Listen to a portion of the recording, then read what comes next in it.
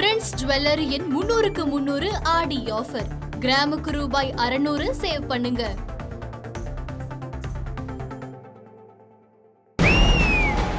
இந்தியாவின் வடகிழக்கு மாநிலமான அசாமில் ஆண்டுதோறும் ஏற்படும் வெள்ளப்பெருக்கு மாநிலத்தின் பொருளாதாரத்தையும் மக்களின் இயல்பு வாழ்க்கையையும் கடுமையாக பாதித்து வருகிறது.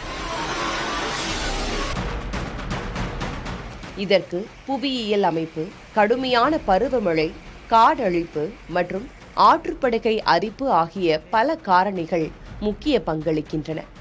அசாம் மாநிலம் இமயமலை மற்றும் அதை சுற்றியுள்ள பட்காய், நாகா, காசி மற்றும் காரோ குன்றுகளால் சூழப்பட்டுள்ளன. மாநிலத்தின் மொத்த நிலப்பரப்பில் சுமார் 40 விழுக்காடு பிரம்மபுத்திரா ஆறு மற்றும் அதன் 33 முக்கிய துணை ஆறுகளின் வெள்ளச் சமவெளிகளிலேயே அமைந்துள்ளது. பருவமழை காலத்தில் இந்த ஆறுகளில் ஒரே நேரத்தில் நீர் பெருகி வழியும் போது அசாம் கடுமையான வெள்ளத்தில் மூழ்குகிறது.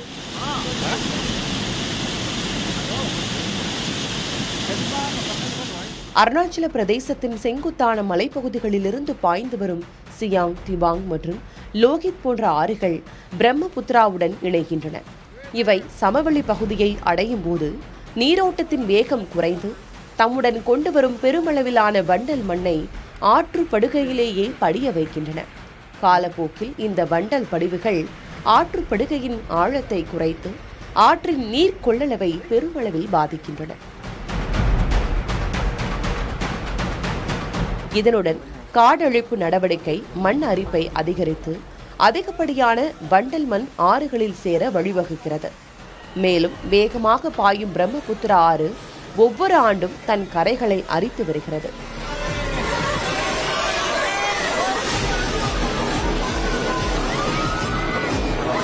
அரசு தரவுகளின்படி 1950ஆம் ஆண்டிற்கு பிறகு ஆற்றுப்படுகை அரிப்பினால் மட்டுமே அசாம் மாநிலம் 4.27 லட்சம் ஹெக்டேருக்கும் அதிகமான நிலப்பரப்பை இழந்துள்ளது. இயற்கை அமைப்பும் மனித தலையீடுகளும் இணைந்து அசாமை இந்தியாவின் மிக முக்கிய வெள்ள அபாயம் நிறைந்த மாநிலமாக மாற்றியுள்ளன.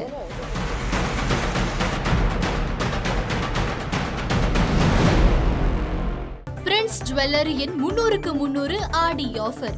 கிராமுக்கு ரூபாய் 600 சேவ் பண்ணுங்க.